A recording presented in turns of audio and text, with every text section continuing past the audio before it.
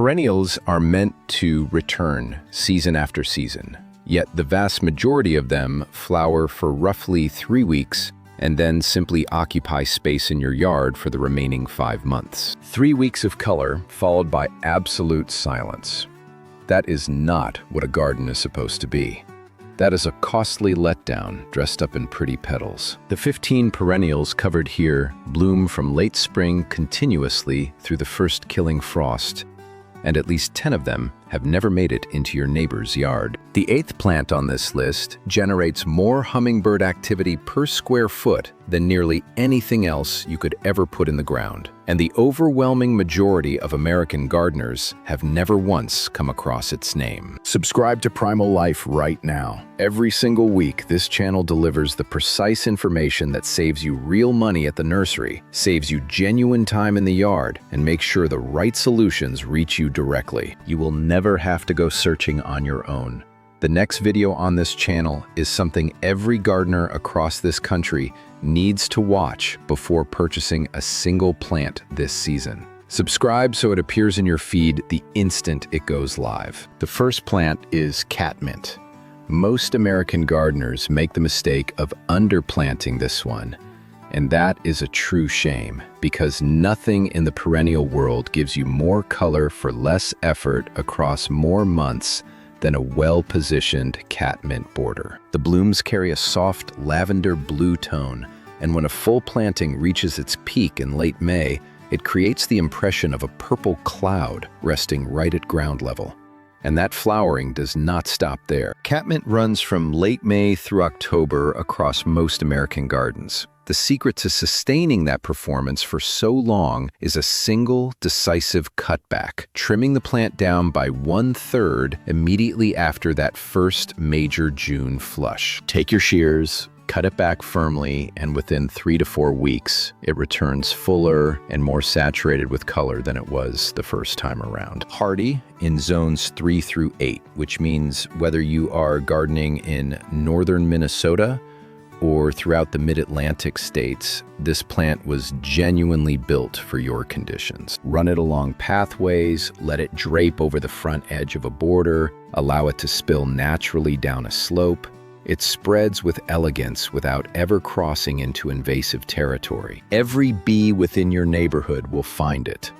From May straight through frost, there is almost always something actively working those flowers, and the garden feels alive and purposeful because of it. The second plant is echinacea, and before you decide you already know everything there is to know about this one, pause and truly listen, because the echinacea your grandmother once grew, that single stiff purple cone standing alone in the back border, bears almost no resemblance to what is available to American gardeners at this very moment. Plant breeders have fundamentally transformed this species over the past decade, and most people are still purchasing the outdated version. Today's echinacea arrives in salmon, deep red, golden yellow, creamy white, and bicolors that look like something pulled directly from a painter's palette. Varieties such as Sombrero Salsa Red and Shy Spirit are appearing at nurseries throughout the country right now, performing reliably across zones 3 through 9.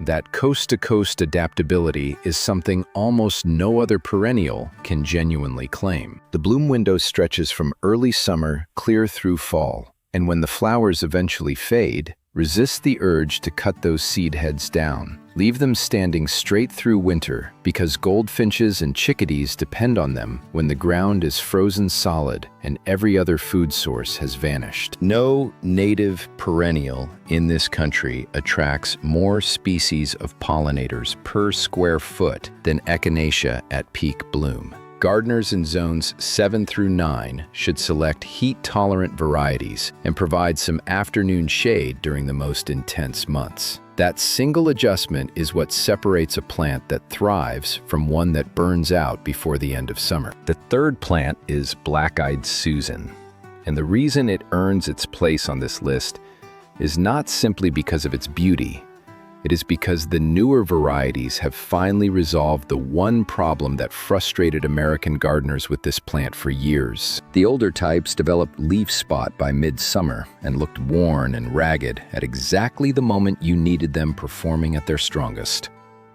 Varieties like American Gold Rush and Little Gold Star are disease-resistant, stay visually clean throughout the entire season, and push out rich golden yellow flowers with deep chocolate brown centers from late June through the first hard frost. That represents one of the longest natural bloom windows available to American gardeners in the entire perennial world.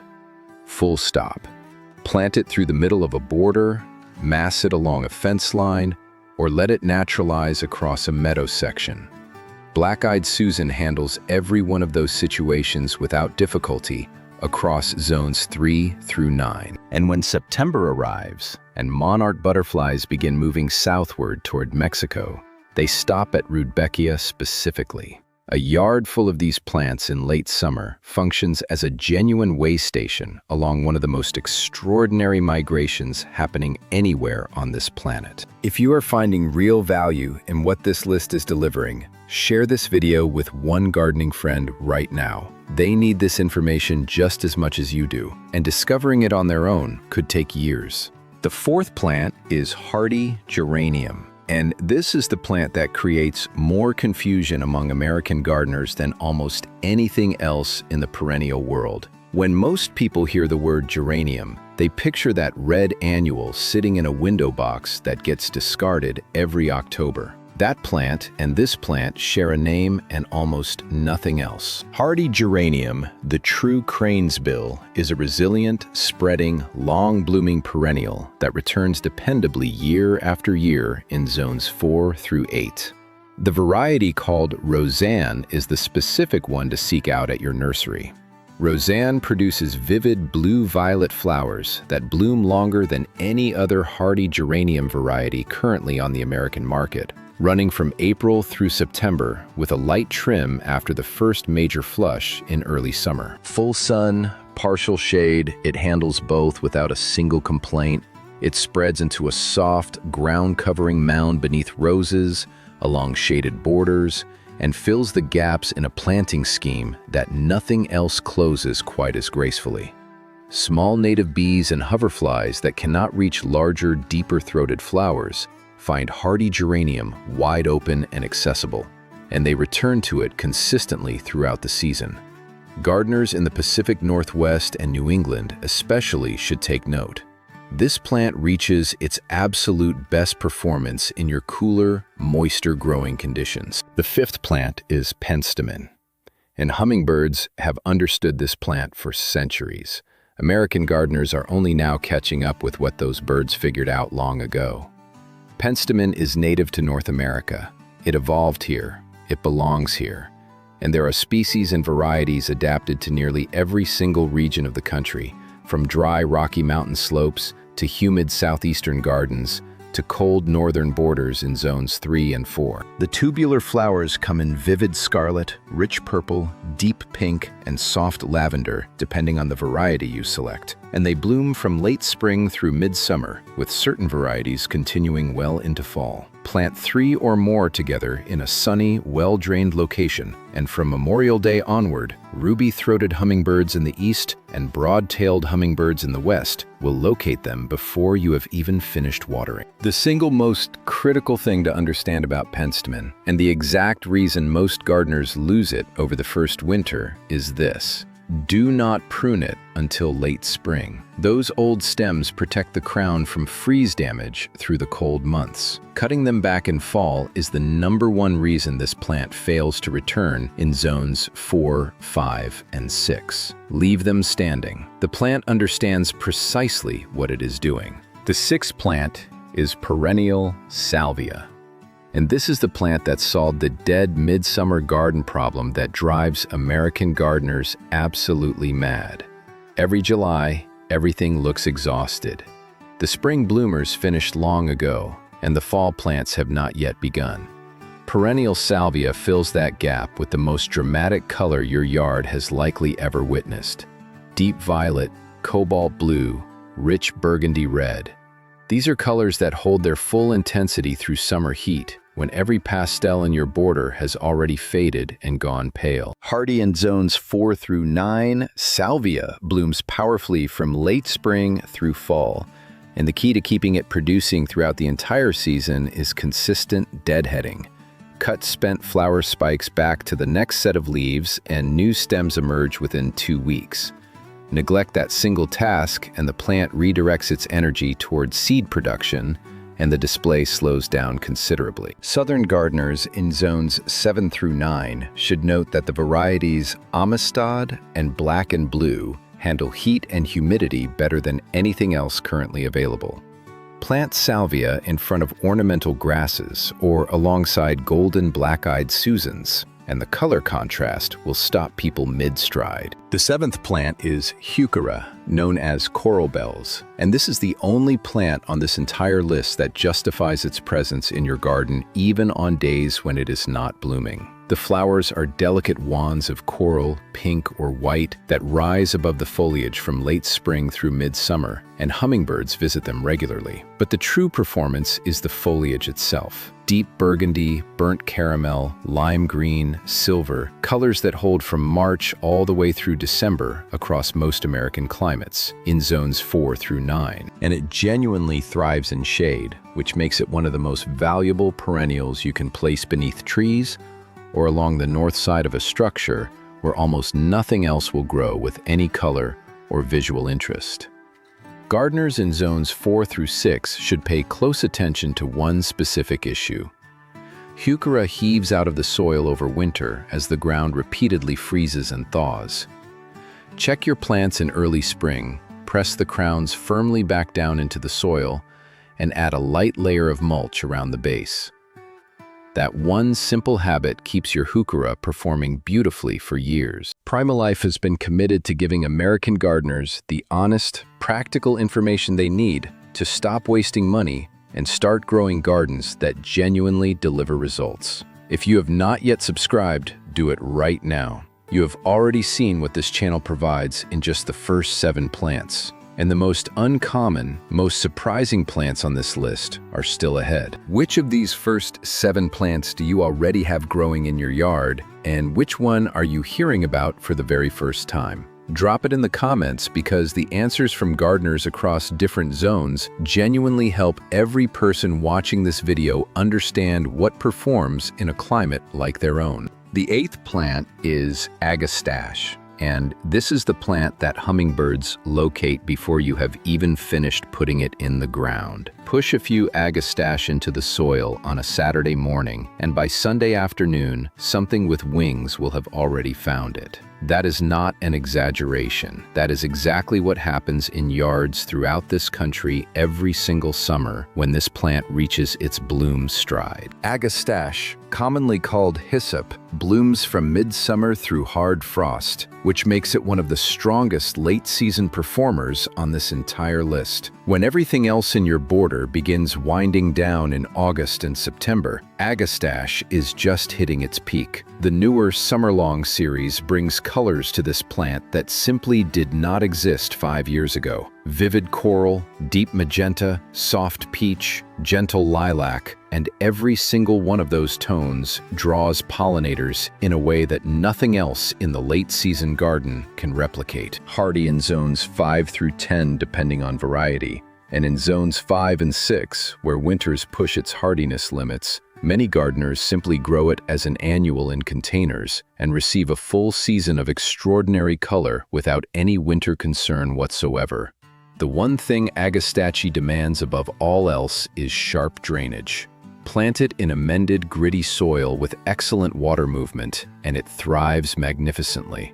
Plant it in heavy clay that retains moisture through winter, and it rots at the crown, even within its stated hardiness zone.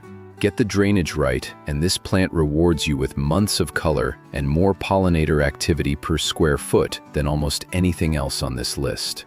Southwest and southern gardeners in zones 7 through 10 should know that Agastache was practically engineered for your heat and your dry conditions.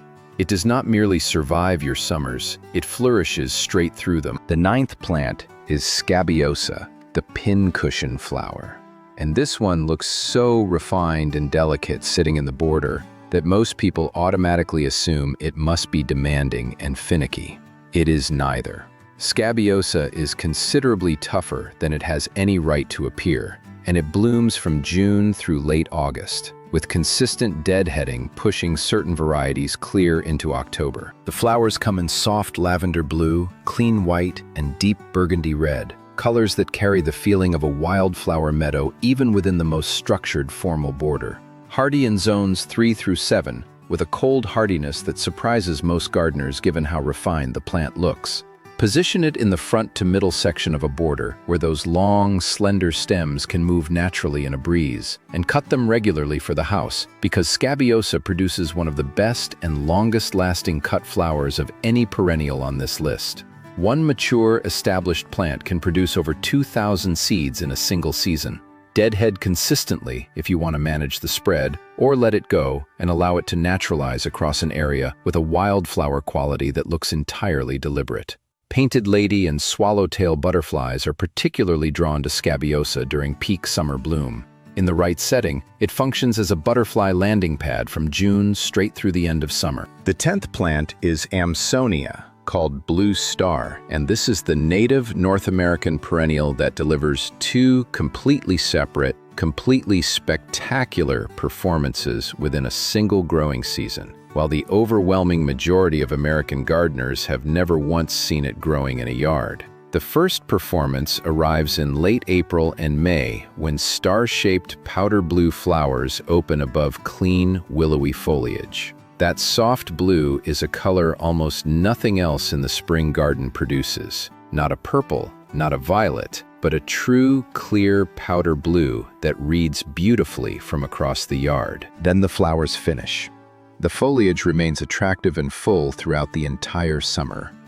And in October, something remarkable unfolds. The entire plant turns a brilliant golden yellow that rivals the fall color of ornamental trees costing 10 times as much. Two complete performances for the price of a single plant across zones 3 through 9. Cut Amsonia back by 1/3 in late June to keep it compact and encourage denser, more spectacular fall color. Left unpruned, it tends to become floppy through the middle of the season, and the autumn display loses some of its impact. Gardeners in the Southeast and Mid-Atlantic should know that Amsonia tabernaemontana is native to your specific region and will establish faster and root deeper than any imported variety. Native bees that overwinter in hollow stems use the dried stalks of Amsonia as nesting habitat through the cold months, which is one more compelling reason to leave some of them standing after the season ends. If you are watching this and have not yet subscribed to Primal Life, consider this for a moment. You just learned about Agastache, Scabiosa, and Amsonia in the span of a few minutes. 3 plants that most gardeners spend years never discovering. This channel produces that caliber of content every single week. Subscribe right now and share this video with someone whose garden needs exactly what this list delivers. The 11th plant is Baptisia, known as false indigo. And this is the perennial that looks as though it belongs in a botanical garden display and costs almost nothing to maintain once it settles into your yard. The flower spikes are deep violet blue, with some varieties producing soft yellow or creamy white, rising dramatically above silvery blue-green foliage in mid-spring. The visual impact when a mature clump is in full bloom stops people in their tracks. After the flowers finish, decorative seed pods develop that rattle in the wind and add genuine structure to the border all the way through October. Hardy in zones 3 through 9 with drought tolerance once established, which is frankly extraordinary. Baptisia develops a deep, searching taproot that anchors it against drought conditions capable of destroying everything planted around it. That same taproot is precisely why you need to plant it exactly where you intend it to remain permanently. Transplanting Baptisia after its second year in the ground is nearly impossible without losing the plant entirely. Choose your location, plant it there, and leave it undisturbed. It will reward that patience by growing into a larger, more beautiful, more structurally impressive clump every single year for decades. Indigo buntings and several species of native bees depend on Baptisia specifically within American ecosystems.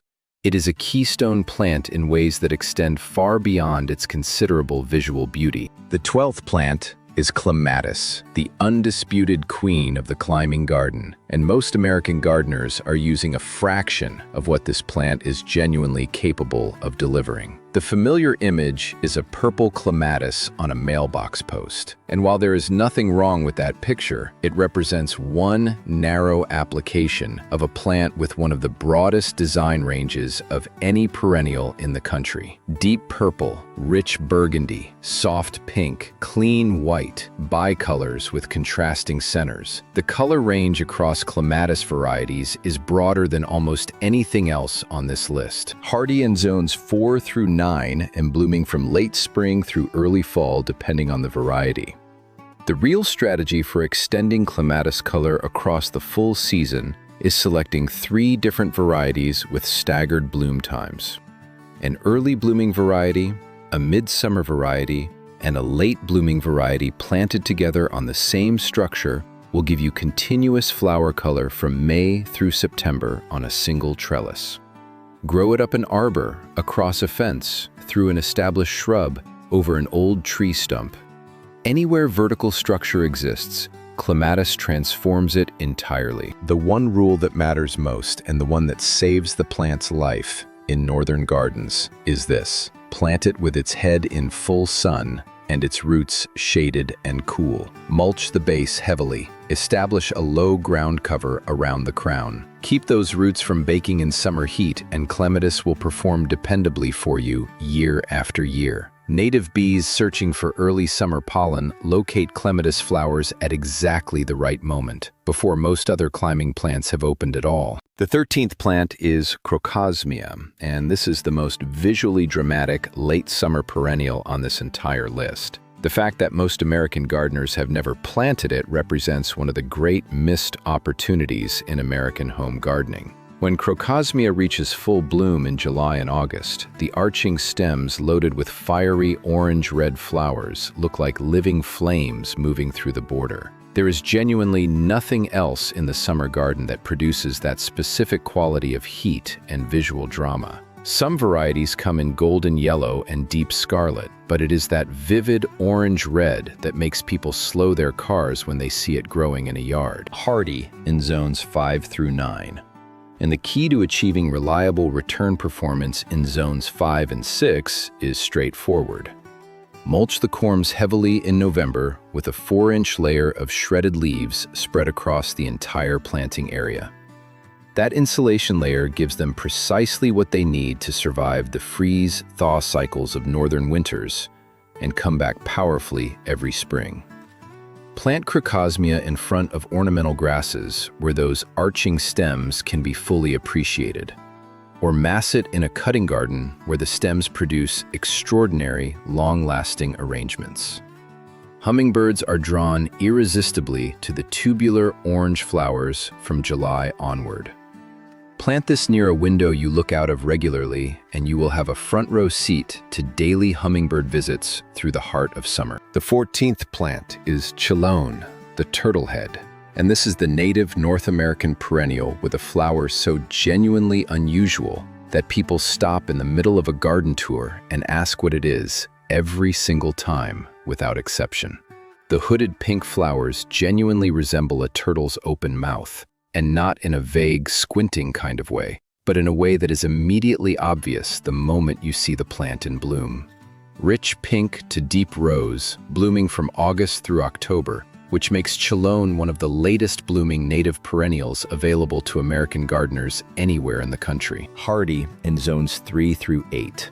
The place chelone belongs is anywhere consistently moist.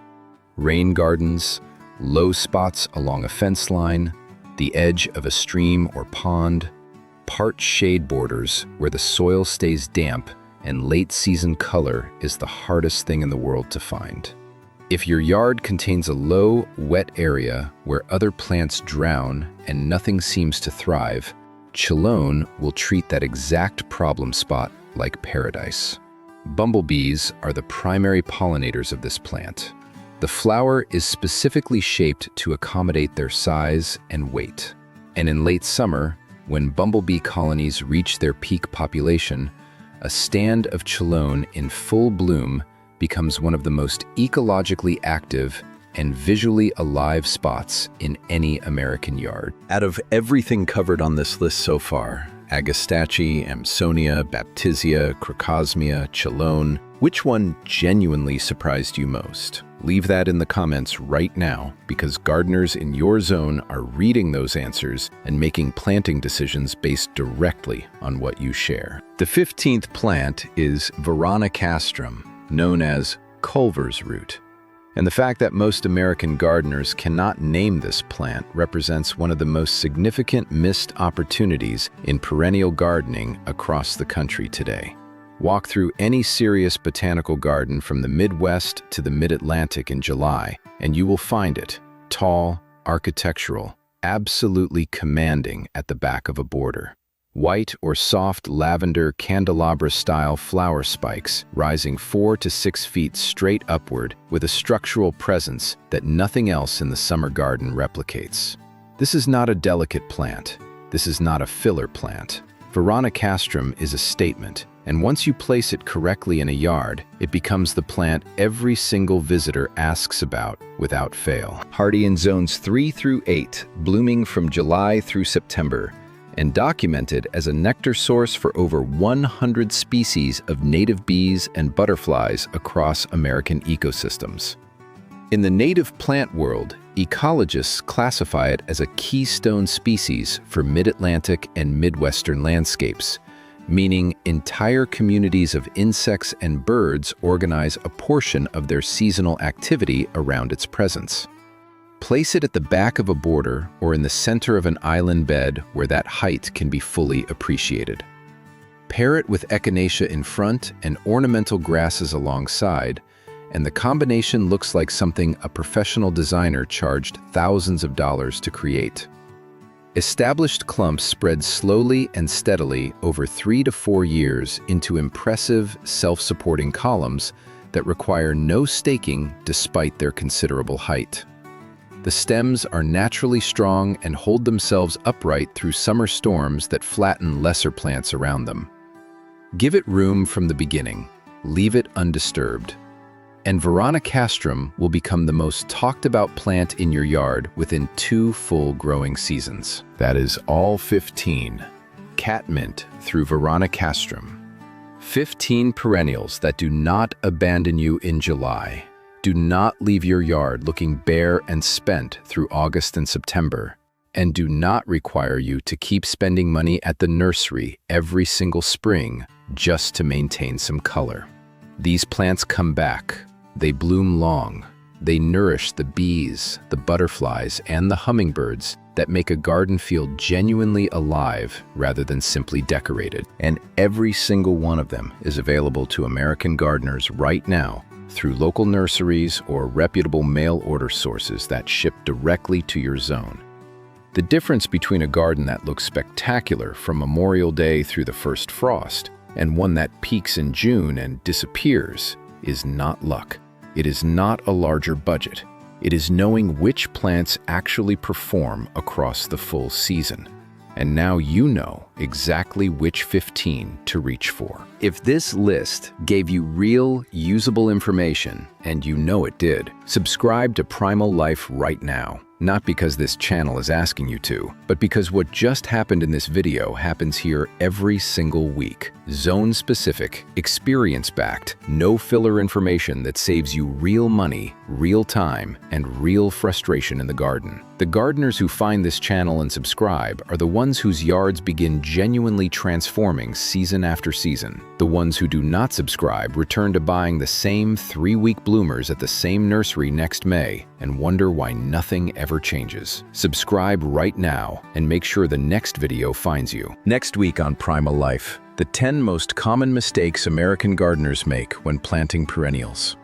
And number 3 on that list is something almost every single person watching this video right now does without realizing it, is slowly destroying their plants.